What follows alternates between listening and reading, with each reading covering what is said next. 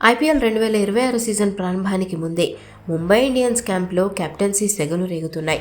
రోహిత్ శర్మను తప్పించి హార్దిక్ పాండ్యాకు పగ్గాలు ఇవ్వడంపై ఇప్పటికే విమర్శలు వస్తుండగా, తాజాగా team India star spinner Ravichandran Ashwin చేసిన వ్యాఖ్యలు సోషల్ మీడియాలో హాట్ టాపిక్గా మారాయి. హార్దిక్ పాండ్యాను తప్పించి సూర్యకుమార్ యాదవ్కు కెప్టెన్సీ ఇవ్వాలని అశ్విన్ ఒక రకంగా డిమాండే చేస్తున్నారు. ముంబై ఇండియన్స్ కెప్టెన్ బాధ్యతలను సూర్యకుమార్ యాదవ్కు అప్పగించే సమయం ఎప్పుడో దాటిపోయింది.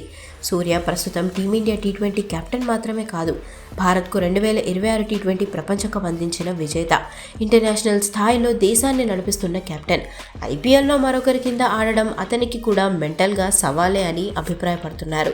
హార్దిక్ పాండ్యా సామర్థ్యాన్ని తక్కువ అంచనా వేయలేమని అశ్విన్ పేర్కొన్నారు. గుజరాత్ టైటన్స్ను తొలి ఏడాదిలోనే ఛాంపియన్గా నిలిపిన ట్రాక్ రికార్డ్ హార్దిక్కు ఉందని పొగుడుతున్నారు.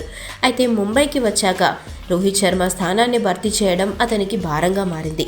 అభిమానుల నుండి వచ్చిన వ్యతిరేకత, తీవ్రమైన ఒత్తిడి హార్దిక్ పాండ్యా ప్రదర్శనపై ప్రభావం చూపుతున్నాయని అంటున్నారు నిపుణులు. భారత్ తరపున 2 ప్రపంచ కప్లు అందించిన రోహిత్, సూర్య లాంటి దిగ్గజాలు హార్దిక్ సారథ్యంలో ఆడడం చర్చకు దారితీస్తోంది. ఆచి చికెన్ మసాలా